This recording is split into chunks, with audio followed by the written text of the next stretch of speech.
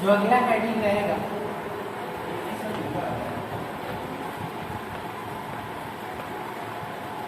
Mendeleev की आवर्त सारणी, मूल आवर्त।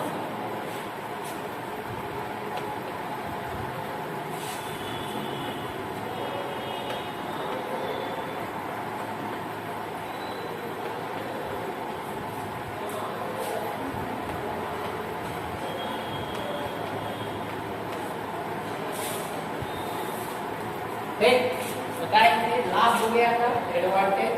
अब भी से एडवांटेज देखेंगे क्या है, हानियां क्या है, एक या कमियां क्या, दोष क्या है। एक तो देखिए पहला जो दोष मेंडलीव ने अपनी आवर्त सारणी बनाई किसके नियम पे, अपने खुद के नियम पर।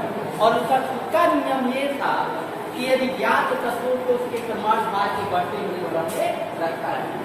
किस क्रम में रखना है, बढ़ते। लेकिन मेंडलीव ने कहीं कहीं क्या किया, एक कि अधिक परमाणु भार वाले तत्व को कम परमाणु भार वाले तत्व से पहले रखना, एक जबकि ये नियम के विरुद्ध है। एक ये इसकी आवर्त सारणी का क्या था, सबसे बड़ा दोष। एक दूसरी चीज है, मेंडलीव ने जब अपनी आवर्त सारणी बनाई उस समय अक्रिय गैसों की खोज नहीं, किसकी खोज नहीं होती, अक्रिय गैस। अक्रिय गैस जिसको नोबल गैसेस कहते हैं, अक्रिय वो इसलिए कहा जाता है किसी से क्रिया नहीं करते। हीलियम, नियान, आर्गन, क्रिप्टॉन, ज़ेनॉन, ये सभी क्या है, अक्रिय गैसें। तो जाहिर सी बात है अक्रिय गैस की खोज नहीं हुई थी, तो मेंडलीव ने अपनी जब आवर्त सारणी बनाया तो अक्रिय गैसों के लिए कोई स्थान नहीं। एक जैसे मान लो कि हम लोग जानते हैं कि अगर घर वगैरह बनाए जाए तो कहीं ना कहीं जो भी लोग बनाते हैं तो देखते हैं मेरे इतने पुत्र हैं, कम से कम एक एक को एक एक कमरा मिल जाए। ये सारी चीज़ें देख करके ना फैमिली के हिसाब से बनाया जाता है। एक तो उसी तरह मेंडलीव ने जब अपना आवर्त सारणी जब बनाया तो उस समय अक्रिय गैसों की खोज तो हुई नहीं थी, और ना ही मेंडलीव को ज्ञात था कि आने वाले वक्त में अक्रिय गैसों की खोज होगी, ये पता नहीं। इसीलिए उसने आवर्त सारणी में अक्रिय गैसों के लिए कोई स्थान नहीं दिया। लेकिन जैसे ही अक्रिय गैसों की खोज हो गई तो जाहिर सी बात है अब स्थान देना है, और देना है तो जाहिर सी बात है कुछ ना कुछ उसमें परिवर्तन करना पड़ेगा, और आपको देना पड़ेगा स्थान। उस स्थान को देने के लिए एक वैज्ञानिक मोजले ने क्या किया कि मेंडलीव की आवर्त सारणी को संशोधित क्या किया, संशोधित। और संशोधित करने के जैसे मान लो कि मकान में एक कमरा और चाहिए, तभी हम क्या करेंगे, कोई बड़ा कमरा रहेगा तो उसके दो पार्ट एक तो अलग अलग। तो मेंडलीव की आवर्त सारणी, मेंडलीव की आवर्त सारणी के निम्नलिखित दोष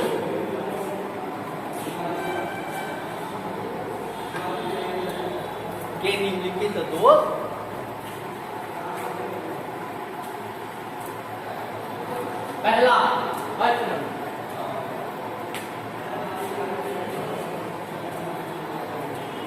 लिखिए, मेंडलीव की आवर्त सारणी, मेंडलीव की मूल आवर्त,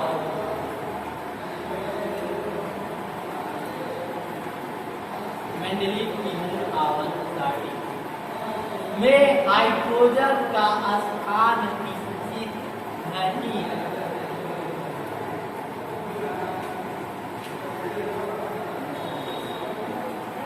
हाइड्रोजन का स्थान निश्चित नहीं।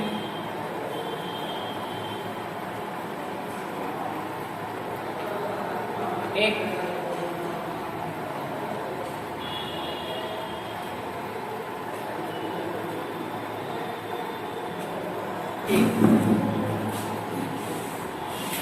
मेंडलीव की मूल आवर्त सारणी,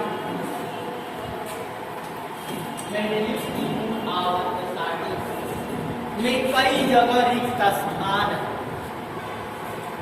ये भी दोष है। खाली क्यों है? कई जगह क्या है रिक्त स्थान।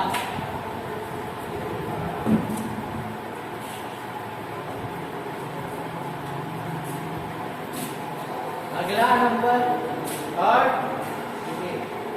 तीसरा मेंडेलिव की मूल आवर्त सारणी। मेंडेलिव की मूल आवर्त सारणी में कई स्थानों पर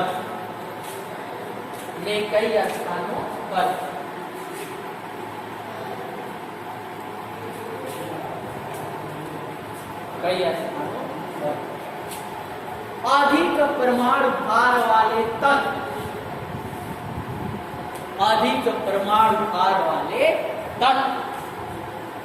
कम परमाणु भार वाले तत्व,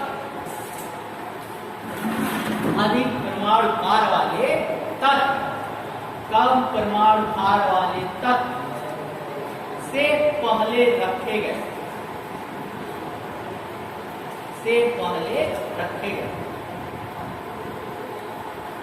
जो कि आवर्त नियम के विरुद्ध है।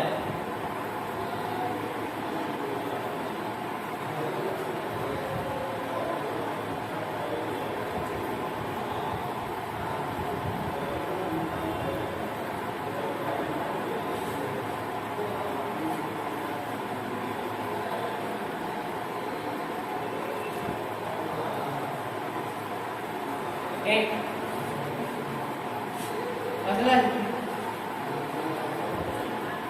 कितना हुआ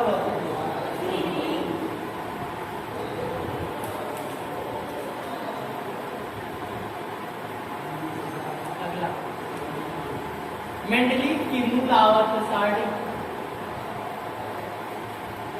मेंडेलिव की मूल आवर्त सारणी में समस्थानिकों तथा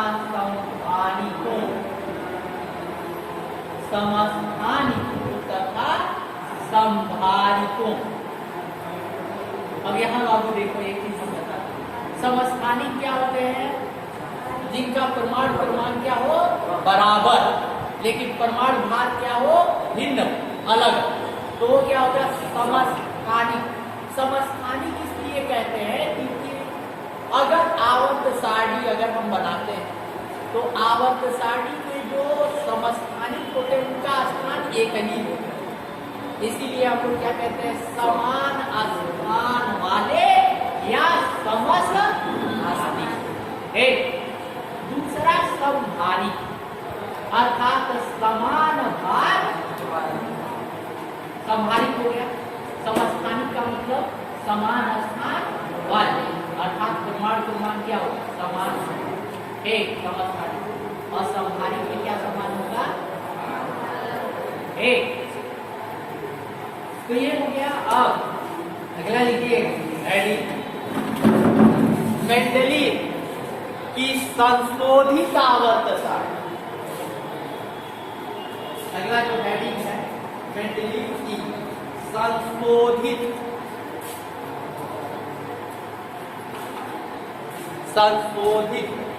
आवर्त सारणी।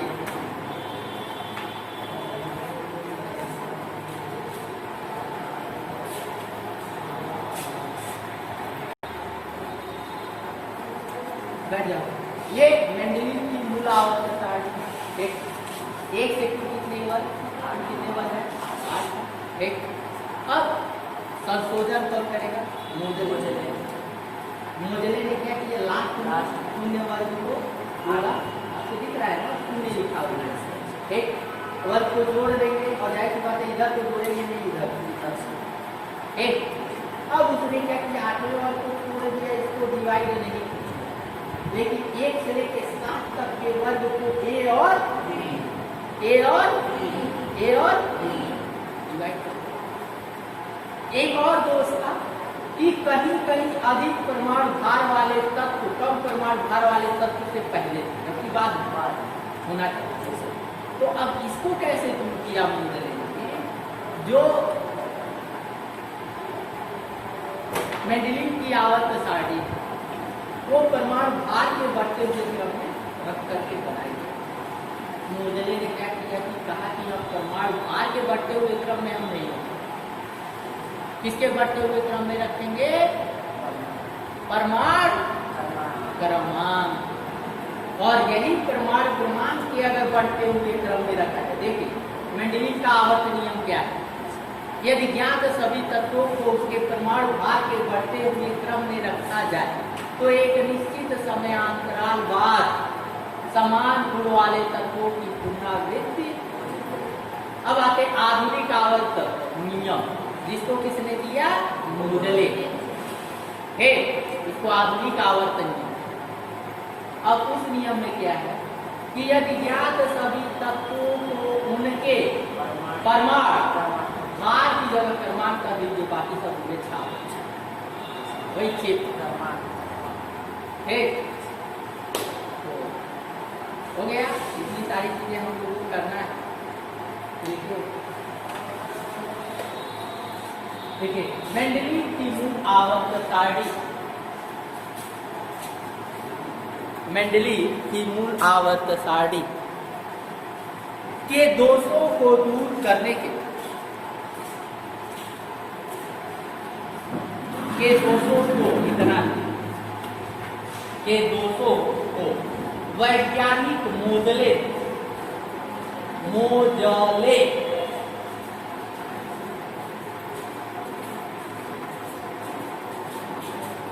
और जानते हो इंग्लिश में अगर लिखेंगे तो मोजले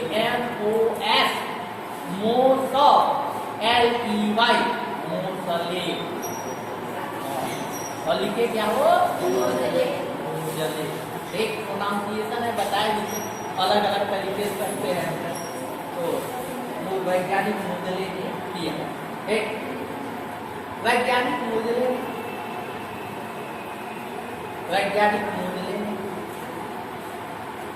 एक नए आवर्त नियम के आधार पर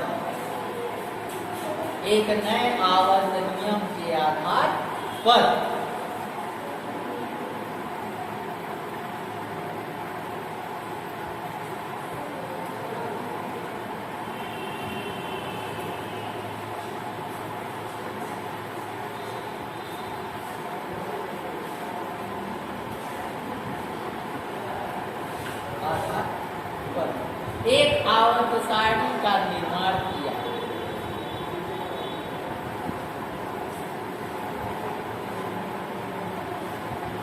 एक आवर्त सारणी का निर्माण किया जिसे मेंडलीव की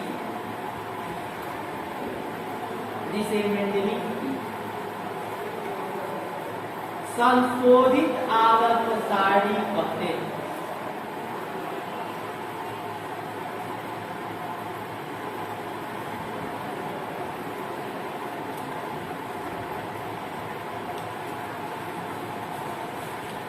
ध्यान से देखिएगा मैंने क्या लिखा, एक नए आवर्त नियम के आधार। अब आवर्त नियम चेंज होगा, मेंडलीव का आवर्त नियम लगेगा नहीं, जो आवर्त नियम लगेगा वो मोजले का होगा, और मोजले के आवर्त नियम को हम लोग कहते हैं आधुनिक आवर्त। एक दो चीजें होती है, एक क्लासिकल होता है, एक मॉडर्न, एक आधुनिक, और एक होता है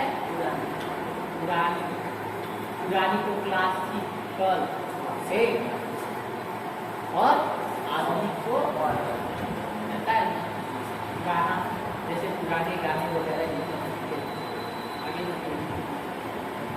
अगला जो हेडिंग होगा आधुनिक आवर्त नियम, इंपॉर्टेंट बाबू। मेंडलीव का आवर्त नियम वो भी इंपॉर्टेंट, आधुनिक आवर्त नियम वो भी क्या इंपॉर्टेंट नियम है ना। और इसी नियम देखो, जो भी लॉ रहते हैं, जो नियम होते हैं, उसी नियम पर हर एक चीज कार्य करेगी। जाहिर सी बात है, तो सबसे इम्पोर्टेंट क्या नियम नहीं जानोगे तो कुछ कर पाओगे नहीं ना, कर पाओगे। तो इसीलिए जो चीज इम्पोर्टेंट, और एक चीज जानो, आप पढ़िए, और पढ़ने में आपको लगे कि ये नियम है, इसी पर सारा चीज, तो कहीं ना कहीं वो नियम आपके लिए इम्पोर्टेंट है, कहीं ना कहीं वो एग्जाम के लिए क्या है इम्पोर्टेंट है। ना पढ़िएगा कहीं भी, जो देखो कोई नियम है, कोई रूल्स है, तो जाहिर सी बात है, तो आपको ख्याल रखिएगा, पूरा का पूरा सब सिस्टम उसी पर कार्य करता है। और जो वही नहीं जानेगा तो बाकी सिस्टम कहाँ से समझ नहीं सकते, इसको जानना। ये आधुनिक आवर्त इस नियम के अनुसार, इस नियम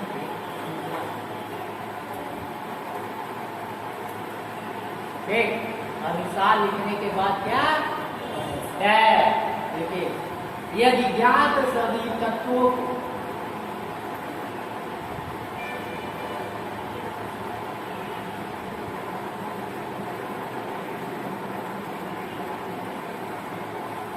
यदि ज्ञात सभी तत्वों उसके परमाणु क्रमांक के बढ़ते, उसमें परमाणु भाग एक को याद करोगे बाबू, एक को बस, बाकी जगह क्रमांक, बाकी सब हुए वही एक परमाणु क्रमांक के बढ़ते हुए क्रम में रखा है, बढ़ते हुए क्रम में रखा है। तो एक निश्चित समयांतराल बाद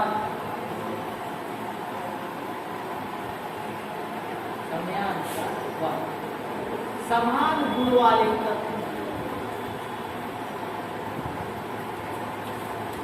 समान गुण वाले तत्व की पुनरावृत्ति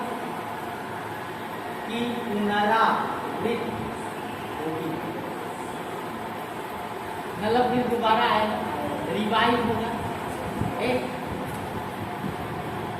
पुनरावृत्ति को रिवाइज कहते हैं, रिवाइज करो अर्थात फिर से दोबारा। ये हो गया क्या, आधुनिक आवर्त। अच्छा चलिए एक चीज बताइए कि चलो उसको बात में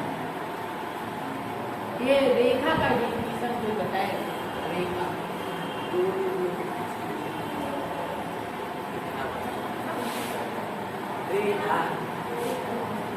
रेखा ना तो कटिंग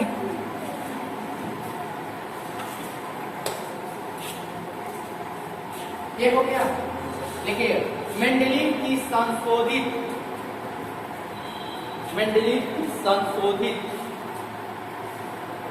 आवर्त सारणी के लक्षण कैरेक्टर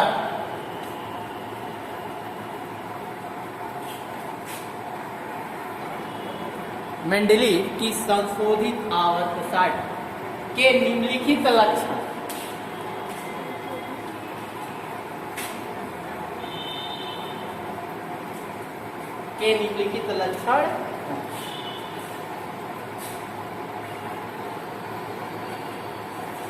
अब बाबू एक चीज और, एक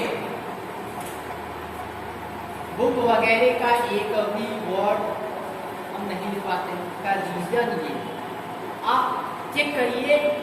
मेंडलीव की मूल आवर्त सारणी जो लिखाए थे कल, उसका लक्षण लिखा, लक्षण में फर्स्ट नंबर, पहला नंबर मैंने लिखाया होगा कि मेंडलीव की जो मूल एक मेंडलीव की मूल आवर्त सारणी या मेंडलीव की आवर्त सारणी परमाणु भार पर आधारित, या परमाणु भार पर मेंडलीव की आवर्त सारणी पर तत्वों को परमाणु भार के बढ़ते हुए क्रम में रखा गया। लेकिन यहाँ मॉडल क्या करेगा, लक्षण लिखो देता और लिखोगे मेंडलीव की संशोधित आवर्त सारणी में तत्वों को परमाणु भार की जगह परमाणु क्रमांक के बढ़ते हुए क्रम में रखा गया है। तुम भी लोग जानते हो, एग्जाम में आएगा पहला तो अच्छी तरह हो गया।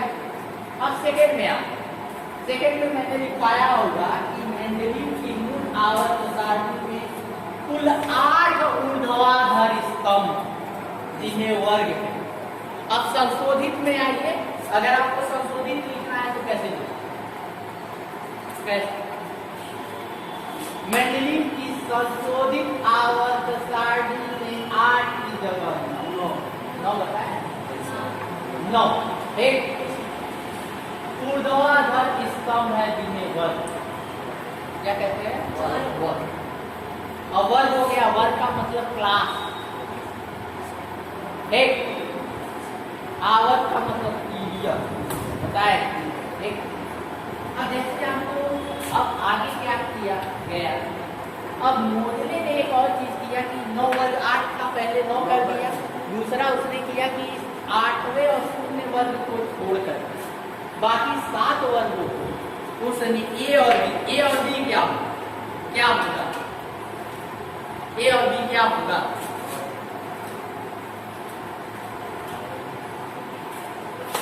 ये मानिए ये फर्स्ट वर्ग है बाबू नो, तो उसमें ए और बी ऐसे किया गया था नो, ये वर्ग, तो ये क्या है? थोड़ा पकड़िएगा, वर्ग यानी क्लास, आवर्त यानी पीरियड, तो ये क्या है? क्लास के सेक्शन। हाँ, क्लास के सेक्शन। बिल्कुल सही, सेक्शन, उपवर्ग, ए और बी, समझ गए ना? ये अगर वर्ग है तो ये क्या है? सेक्शन है। उपवर्ग, और उपवर्ग यानी सेक्शन, और सेक्शन कौन सा है? ए, और इस सेक्शन को क्या कहेंगे? बी। उसी तरह दूसरे वर्ग में भी सेक्शन ए और सेक्शन बी, इसी तरह 7 तक रहेगा, 8वें को छेड़ना ही नहीं है, तो वैसे ही रहेगा 0 वर्ग को जोड़। एक चलिए पहला मेंडलीव की संशोधित आवर्त सारणी, मेंडलीव की संशोधित आवर्त सारणी में तत्वों परमाणु क्रमांक के बढ़ते हुए क्रम रखा गया, परमाणु क्रमांक के बढ़ते हुए क्रम में रखा गया। एक बाबू बस आज की जगह परमाणु, बस इतना तुमको याद है। एक नेक्स्ट सेकंड, मेंडलीव की संशोधित आवर्त सारणी,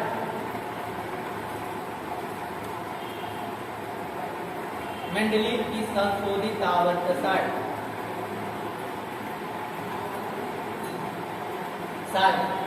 में 9 ऊर्ध्वाधर स्तंभ, में 9 ऊर्ध्वाधर स्तंभ हैं जिन्हें वर्ग कहते हैं।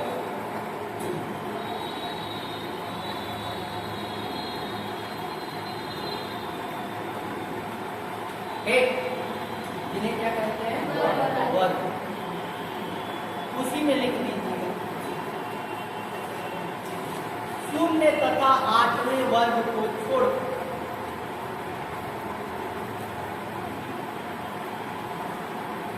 ये एक्स्ट्रा काम किया है मुझे, इसलिए उसमें थोड़ा बढ़ जाए। 0 तथा 8वें वर्ग को छोड़ शेष सभी वर्ग, शेष सभी वर्गों है 2 उपवर्ग, और दोनों उपवर्ग का नाम क्या होगा? कैपिटल ए तथा कैपिटल बी, बड़का ए और बड़का बी, एक कैपिटल ए तथा कैपिटल बी में बांटा गया। तो 0 और 8वें को छोड़ देंगे तो मिलेगा 1 से लेकर 7 और सभी को 2 उपवर्गों में बांटेंगे, ए और बी। मेंडलीव की संशोधित आवर्त सारणी, मेंडलीव की संशोधित आवर्त सारणी में कुल 7, अच्छा वहां कितना था जी? 36 पंक्ति की बात कर रहे हैं, कितना था? 12, और यहाँ 7, याद रखना। ये छोटी छोटी चीजें हैं, याद रखोगे ना तो कुछ बना के लिखो, एक और ज्यादा रट्टा मारने की जरूरत नहीं, तो लिखिएगा 7 क्षैतिज पंक्तियां हैं, 7 क्षैतिज पंक्तियां हैं जिन्हें क्या कहेंगे? क्षैतिज पंक्ति को क्या कहते हैं? स्तंभ नहीं, उसको स्तंभ कहते हैं।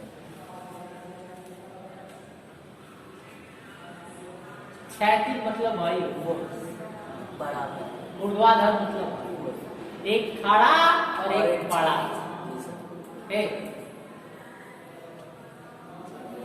जानते हो अभी फिजिक्स में आगे जब दोष की बात आता है, नेत्र, मानो नेत्र भी है आपके चैप्टर में, और नेत्र से रिलेटेड ही दोष, एक निकट दृष्टि दोष होता है, एक दूर दृष्टि दोष होता है, ठीक, एक जरा दृष्टि दोष होता है। कौन सा दृष्टि दोष? जरा दृष्टि। ठीक,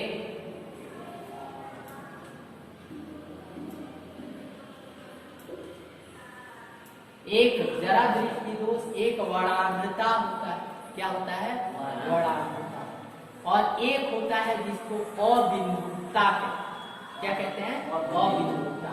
और ये जो अबिंदुता वाला दोष जो है ना, बड़ा ही इंटरेस्टिंग। जानते हो उसमें क्या होता है? साफ दिखेगा, मनुष्य को बिल्कुल साफ दिखेगा, तुम जान नहीं पाओगे कि इसको कौन सा अबिंदुता। कब इसको प्रॉब्लम होता है?